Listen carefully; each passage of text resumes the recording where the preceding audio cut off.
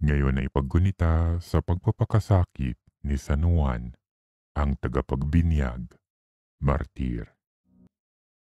Pagbasa mula sa unang sulat ni Apostol San Pablo sa mga taga-Tesalonika.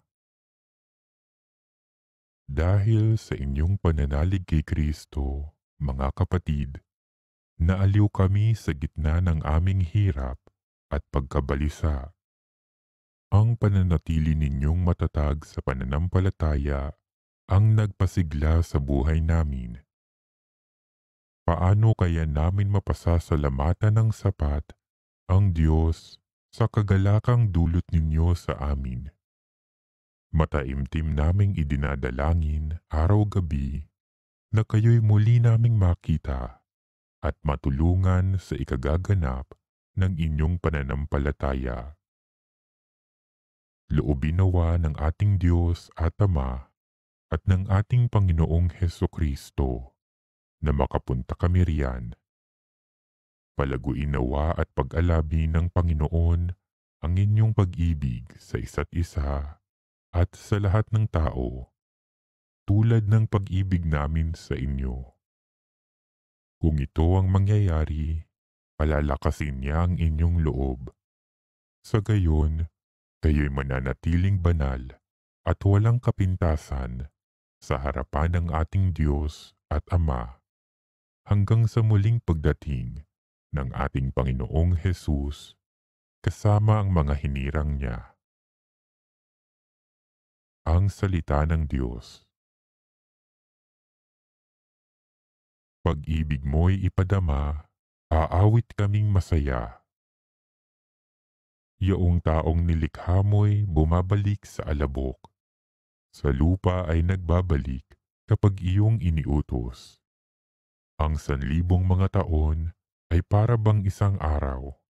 Sa mata mo, Panginoon, isang kisap mata lamang, isang saglit sa magdamag na ito ay dumaraan. Pag-ibig mo'y ipadama, aawit kaming masaya. Yamang itong buhay nami, maikli lang na panahon, itanim sa isip namin upang kami ay dumunong. Hanggang kailan magtitiis na magdusa, Panginoon, kaming iyong mga lingkod na naghihirap sa ngayon. Pag-ibig mo'y ipadama, aawit kaming masaya. Kung umaga'y ipadama ang pag-ibig mo't paggiliw, at sa aming buong buhay, may galakang awit namin. Panginoon naming Diyos, kami sana'y pagpalain. Magtagumpay sana kami sa anumang aming gawin. Pag-ibig mo'y ipadama, aawit kaming masaya. Aleluya, aleluya. Mapalad ang inuusig sa gawang puspos ng bait, pagkat may kakamting langit. Aleluya, aleluya. Ang mabuting balita ng Panginoon ayon kay San Marcos. Noong panahong iyon, si Herodes ang nagpahuli, nagpagapos, at nagpabilanggo kay Juan dahil kay Herodias. Ang babaeng ito'y asawa ni Felipe na kapatid ni Herodes, ngunit kinakasama niya.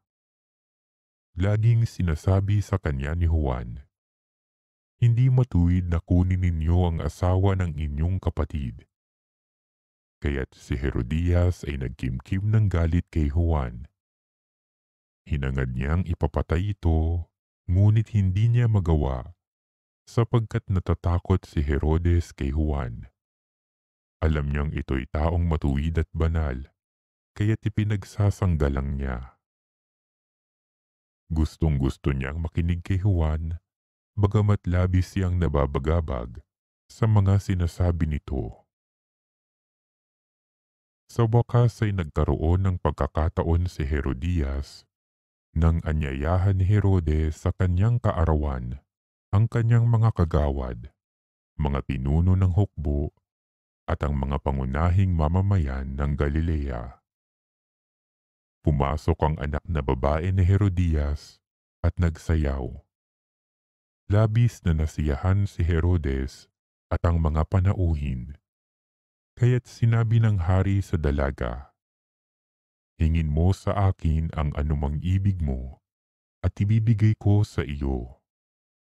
At naisumpa pa niyang ibibigay kahit ang kalahati ng kanyang kaharian kung ito ang hihilingin. Lumabas ang dalaga at tinanong ang kanyang ina, "Ano ang hihingin ko?"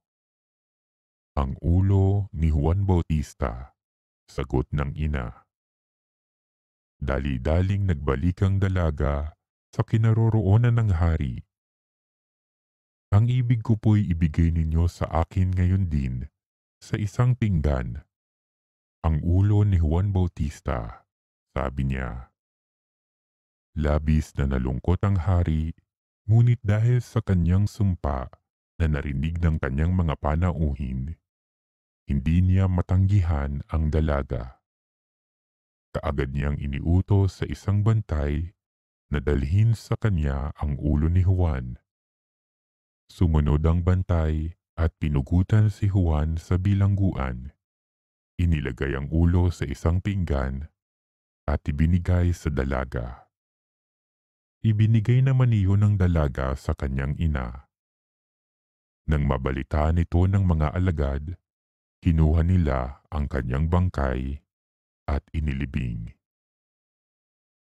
Ang mabuting balita ng Panginoon.